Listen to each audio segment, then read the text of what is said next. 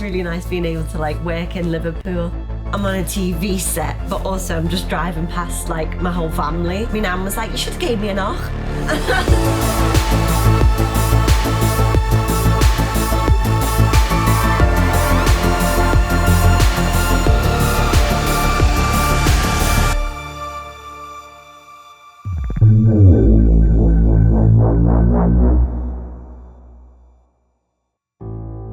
For the second series of Responder, we didn't really have a story in mind. I don't think any of us thought we were going to get asked back, to be honest with you. And then number one went so well.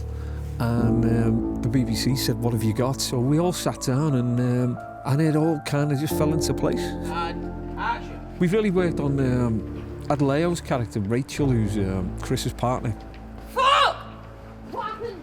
And the stresses and strains that younger bobbies, because there's a real problem with retaining emergency service staff now. We wanted to look about how difficult it is to be a young in-service bobby in the police. I'm Charlotte Regan and I am directing episode 5. Episode 5, yeah, episode 5. Today we've been shooting Chris and Rachel's arrival back to like a kid's home because they found one of the kids out and about running away, so it's their arrival back. As a production designer, well, let's say there's never 2 days the same. Pre-production phase, we start to interact with directors, DOPs, working out what it is we're trying to shoot. Every director has their own kind of ideas and look, but as a designer, you're trying to make sure that feels cohesive. We are trying to, convey a lot of information in the most efficient way possible. We are looking at palettes, we're looking at tones, we're looking at kind of our location selection, the style of the location, the kind of world that we are kind of stitching together. Responder is location-based, so everything is, really pretty much everything we're addressing into existing houses and making it believable, Honestly thought you were just watching us while we were filming. As a location manager, I'm sent some scripts or a treatment, and it's my job to go out and try and find locations to match that. The longer you do this job, you kind of get a feel for what's behind that door. 9 times out of 10, you're not far off the mark. For the care home, for instance, we're looking for something large, double-fronted maybe, slightly utilitarian. What sold it was quite sparse. The kitchen was huge, where the kids would sit around and eat. And with it being an ex-care home, there was certain elements which gave away that it had been in commercial use. Some fire doors were still there, even though it was now privately owned. There were still fire extinguishers knocking about, an overstated fire alarm box all in the hallway that said to me, yeah, if you're going to be running a child care home, you have to have all this in place to sell it. A day in my role can be very varied, and it's usually long. It's not just me, it's my team as well. Once the director and the producer and the designer are settled on which location we're going to use, we pretty much move a circus from A to B. Planning and consultation and traffic management, deliveries, door knocking, letter dropping, getting people on side, deal with all the neighbours, make sure that they're happy with what we're doing, down to the dog barking. My team oversee all of that and just generally try and keep people happy and the location happy, and therefore the shoot will be happy. All right. Good. Everyone happy inside? Today is pretty straightforward. We found a really good location that we felt could work for it. We're kind of embellishing that space now. It's bringing in that detail. I think it's an interesting thing that we do in production design is where you have lights in shot, and practical lights, and how we're going to see a scene, how it's lit. It's quite fun here. We've done quite a lot of these kind of motivational posters, kind of gone a little bit low rent and a little bit tired. A little bit low rent and tired like the designer. Simple things, like tea trolley, labels on the cupboards. We've had a bit of fun here with the staff photographs, so we've got quite a few of our assistants here. Bit of a laugh there. Then just in the hallway, one of the things that I like to do is adding, I suppose, layers and depth. So we've been adding mirrors in, we add things with reflective surfaces. There's some graphics that are quite pertinent to the story. So Chris will be sat here with one of the other characters, and that's something there that you're always kind of adding in elements, even if you don't see them, I suppose, in the first viewing, it's things that you notice in the second time. Then when Charlie comes now, and Charlie director comes, and Jack the DOP, then we'll do some more bits, we'll kind of move lamps around, we'll just make sure it works with their blocking, which you'll know only really when they get here. and we'll take it from there. So. Action! Who are you talking to? Okay. Move your fat ass! It's a very like chaotic day with lots of children inside a really, not a small house, but once you start putting a crew and loads of kids in there, it starts to feel tiny. So lots of like, yeah, people in a cramped space eating pasties. For some reason, everyone's eating a pasty as well. This show's so bad for snacks. This is some of the worst snacks I've ever seen in my life on this show, I'll be honest. It's absolutely shocking, the snacks, yeah. But the people are great, so it's fine, isn't it? From the top, thank you. Take these out of the way and put them in the back, actually. So this is the costume truck. We've got Chris at number 1, which is Martin Freeman's character. He spends 80% of his time in police uniform. Going on to my favourite character in the series, it would probably have to be Casey, the amazing Emily. I feel like we've been here in Emily's journey and growing her from the first series. Her character in the first series was in a lot darker place than where she is a little bit now. She's become a bit more fun and funkier. So her costume is very much a journey for her. We left Casey in season 1 where Chris took the bag of drugs off her and just kind of just left not knowing really what to do. In season 2, 6 months later, she's, for her, living the dream. She's like trying to be a drug dealer, she's trying to sell cocaine at clubs, but she keeps getting beaten up and all the drugs and her money stolen off her. So Marco comes up with this idea to get her to be a big time drug dealer with Jodie. I have a lot of children. Today we're filming in a children's home. And outside, so we've lots of layers and keeping people warm. I love the photographer, Tom Woods, he's a big Liverpool photographer, and I use a lot of his photo references, especially for my older, worldlier characters. So I've got a lot of vintage jumpers. I've been in St John's Market in Liverpool, because there's not very many old lady and men's clothing shops around these days. Everyone's got very trendy, so having gems like that is fantastic for me. We made his day when we went. It's such a gem. He wanted us to take us for a cup of tea because obviously we give him a really good trade.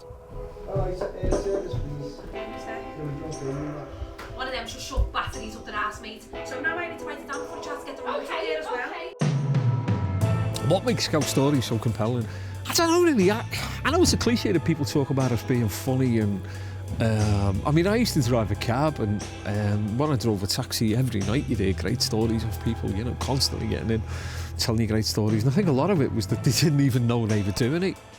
I think it's so important we see Northern Stories on screen because it's nice to get out of London, you know, and hear different voices and give different people opportunities. The crew are all mostly from the north of England. A lot of the actors, a huge amount of the actors that we use are from the north of England. So it's just great to get people opportunities that maybe wouldn't come their way normally.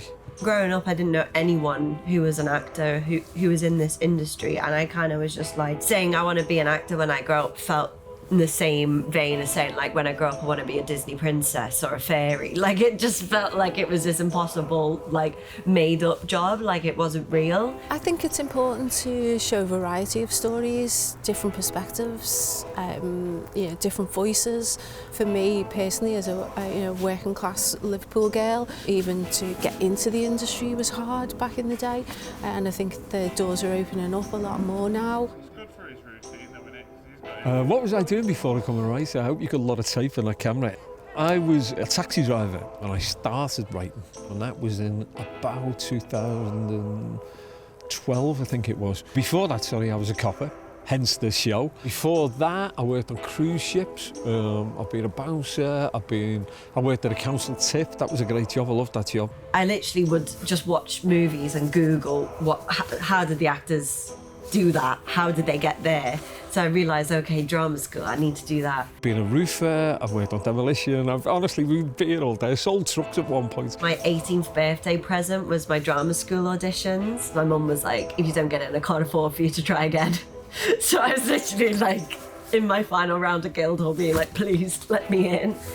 I found all of the production companies in Birmingham and I phoned up and I said, listen, I'm really interested in working in film and getting some experience. Can I do that? So I said, can I come and work in the filming department, please? And they were like, what's the filming department? I said, well, whoever makes the film. And I could hear this guy laughing on the phone. So he said, okay, come in for an interview. So I came in for an interview. It says here that you do painting and decorating in your spare time. I said, well, it's a summer job that I've done for a long time. So he said, okay, well, listen, on Monday you can come and join the art department. That was my first experience of working on a film, and I was like, wow, this is just like the most exciting place I've ever been in my life, you know. 25 years later, I still have that buzz, you know, I still have that excitement.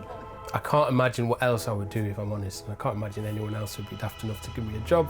I'd started directing music videos when I was about 15, because a lot of my mates were like rappers and grime MCs and stuff, so I did loads of them, and I just got really lucky. I did a really no-budget short film, and it got nominated for a BAFTA, so I got an agent and lots of opportunities off the back of that. And then did my first feature like 2 years ago, and then these kind of opportunities have, I guess, come from that. I guess once you don't totally fuck up long form once, people think you won't mess it up again, which is not true. I'm messing it up every day, but someone fixes it in the edit, I guess, don't they? Yeah.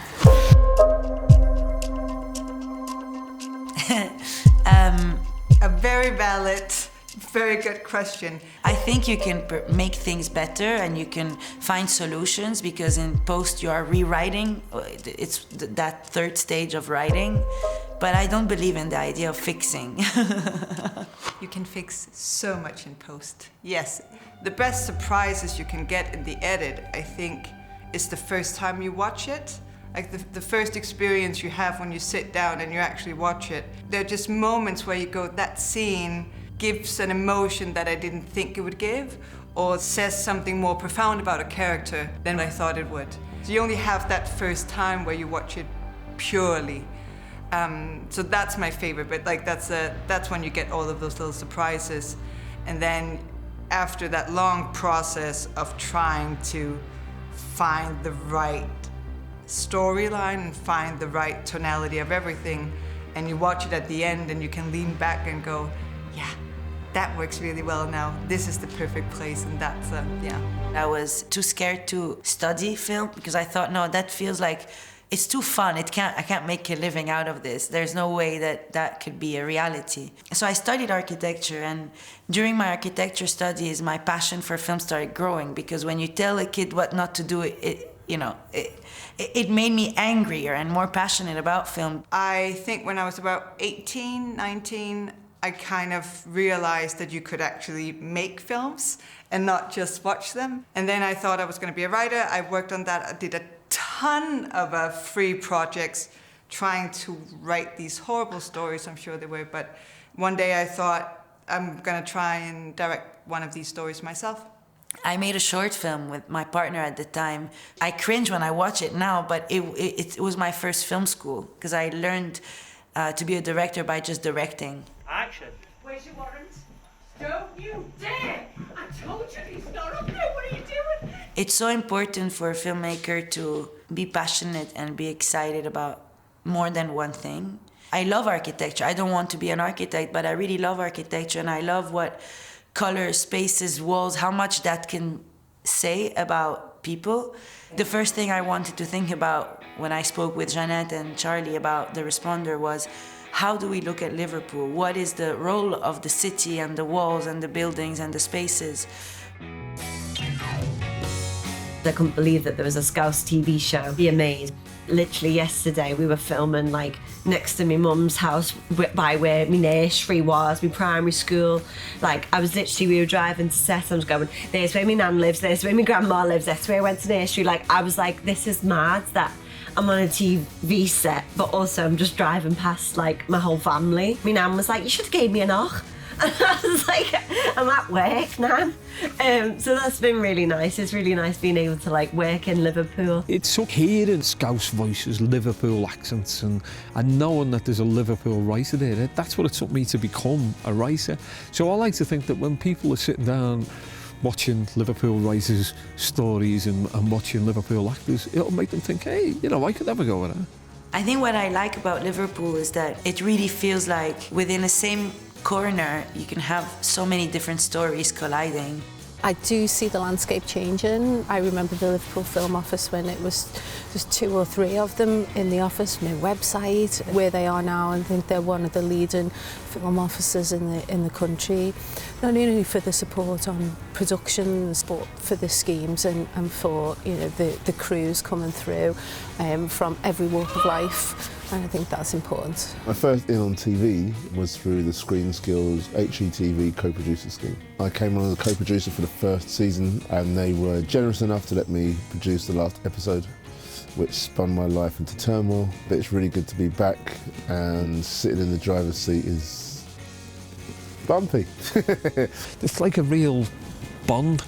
Barrington lives about a 10-minute drive away from here and stuff like that. I think people are proud to be involved in this and, you know, working in their own city. If you want to tell stories about the world, you have to invite the voices that are part of this world. I mean, doing arts in general is so diverse. We're speaking to people and all kinds of people. So all kinds of people must be allowed to tell these stories. It wouldn't make sense to talk about an environment that is a portrait of society without having all the different actors of society taking part in it. It's about culture, it's about knowing what we're talking about. It feels like we're all, you know, we're all home. It feels like a lovely, nice, warm place to be. We're going to go on Barrington's, yeah. Start with that one. Into that. See that? That's not on, is it?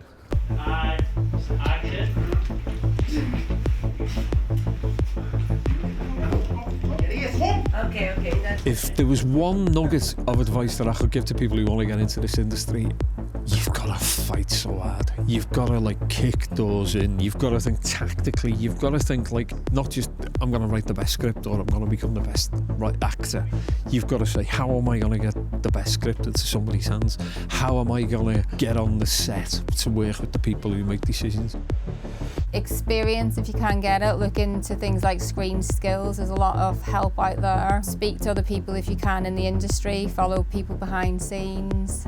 Do the research, know your onions, but mainly never be afraid to ask questions. No such thing as a stupid question. People are always willing to help out and talk about what they do.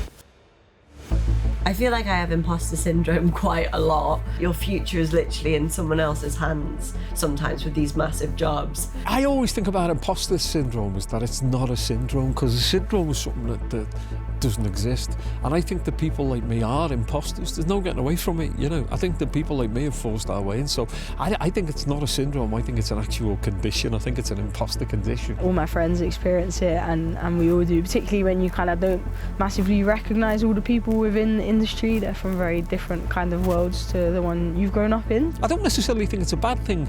Using the fact that you are different in that room, you know, if I'm surrounded by 5 people who went to Oxbridge, you can use that in a way which is a positive way, is that you can say, you know, I know things that you don't know. I can tell stories that you maybe couldn't tell, you know. Unfortunately, it works the other way because nobody had ever let me write an episode of Downton Abbey. One of the first big rejections I ever got, I was completely heartbroken about it. And then the next day I got my first audition for Responder. You've kind of just got to believe that you'll be on that journey and it'll work itself out. And if it doesn't work out, then it's all right, you'll get something better. The only reason why I'm sitting here is because I am very stubborn. I don't care how many no's I get, I'm gonna find my way in. Anyone sitting out there thinking, I just got rejected for that, you just have to keep on going. And I know it sounds easy, and I know it sounds like a pathetic answer. That is what's gonna make the difference. And at a certain point, someone's gonna go, okay, I get you. Go for it. Go for it, enjoy it, but don't bump yourself up too quickly. Earn your stripes first, because you'll learn a lot at the lower level. The experience that you get in real life is so relevant. Technical skills we can teach. Wake up early, don't be an asshole to others, don't forget to fall in love and to spend time with your friends and in nature, because you would have nothing to say if you're not living things and getting hurt and feeling joy and pain and all of these things.